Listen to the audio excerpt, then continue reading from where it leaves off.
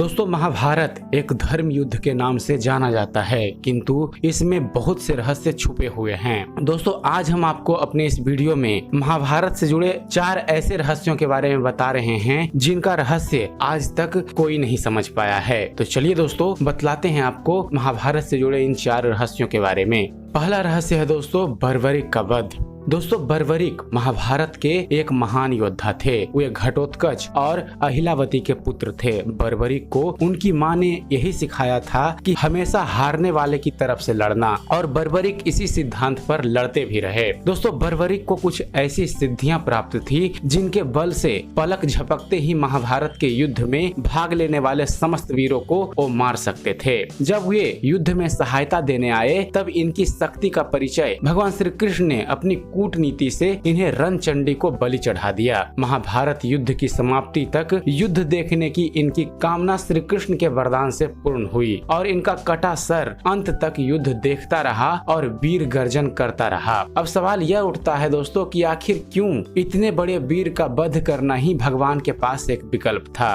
क्या कोई दूसरा रास्ता नहीं था जो इस महान योद्धा को बिना किसी अपराध के मरना पड़ा? दूसरा रहस्य है दोस्तों कर्ण का वध। कर्ण महाभारत के सबसे प्रमुख पात्रों में से एक हैं। कर्ण की वास्तविक मां कुंती थी। कर्ण का जन्म कुंती का पांडु से विवाह होने के पूर्व हुआ था। कर्ण दुर्योधन का सबसे अच्छा मित्र थे और महाभारत के युद्ध में वह अपने भाइयों के विरुद्ध लड़े। वह सूर्य पुत्र थे। कर्ण को एक आदर्श दानवीर माना जाता है क्योंकि कर्ण ने कभी भी किसी मांगने वाले को दान में कुछ भी देने से कभी भी मना नहीं किया, भले ही दोस्तों इसके परिणाम स्वरूप उनके अपने ही प्राण संकट में क्यों न पड़ गए हों। कर्ण की छवि आज भी भारतीय जनमानस में एक ऐसे महायोद्धा की है जो जीवन भर प्रतिकूल परिस्थितियों से लड़ता रहा। बहुत से लोगों का यह मानना है कि कर्ण को कभी भी वह सब नहीं मिला जिसके वह वास्तविक रूप से अधिकारी थे। तर्क संगत रूप से कहा जाए तो हस्तिनापुर के सिंहासन का वास्तविक अधिकारी कर्ण ही थे, क्योंकि वह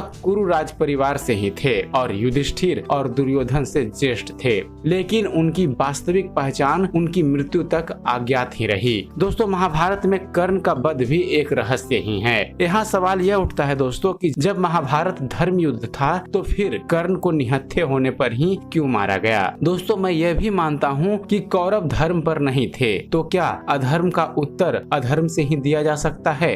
तीसरा रहस्य है दोस्तों एकलव्य की गुरु दक्षिणा। दोस्तों एकलव्य महाभारत का एक पात्र हैं। वह हिरण्यधनु नामक निषाद के पुत्र थे। एकलव्य को अप्रतिम लगन के साथ स्वयं सीखी गई धनुर्विद्या और गुरु भक्ति के लिए जाना जाता है। पिता की मृत्यु के बाद वह श्रृंगवेर राज्य का शासक बने। अमात्य परिषद की मंत्रणा से उन्होंने न केवल अपने राज्य का संचालन किया बल्कि निषाद भीलों की एक सशक्त सेना और नौसेना गठित करके अपने राज्य की सीमाओं का विस्तार किया। महाभारत में वर्णित कथा के अनुसार दोस्तों एकलव्य धनुर्विद्या सीखने के उद्देश्य से द्रोणाचार्य के आश्रम गए, किंतु निषाद पुत्र होने के कारण द्रोणाचार्य ने उन्हें अपना शिष्य बनाना स्वीकार नहीं किया। निराश होकर एकलव्य वन चले गए। उन्होंने द्रोणाचार्य की एक मूर्ति बनाई और उस मूर्ति को गुरु मानकर धनुर्विद्या का अभ्यास करने लगे। एकाग्र चित्त से साधना करते हुए अल्पकाल में ही वह धनुर्विद्या में अत्यंत निपुण हो गए। एक दिन पांडव तथा कौरव राजकुमार गुरु द्रोण के साथ आखेट के लिए उसी वन में गए जहां पर एकलव्य का आश्रम बना था। एकलव्य आश्रम बनाकर धनुर्विद्या का अभ्यास कर रहे थे।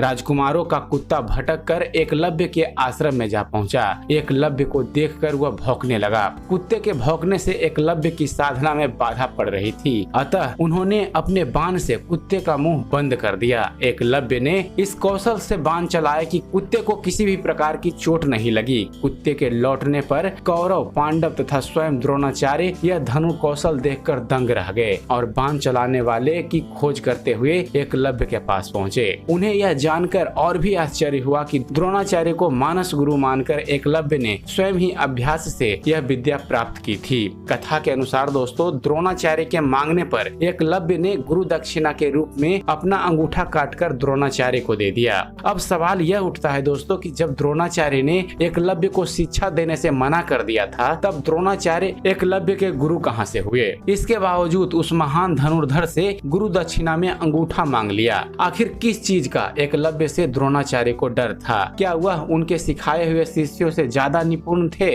या बात कुछ और थी?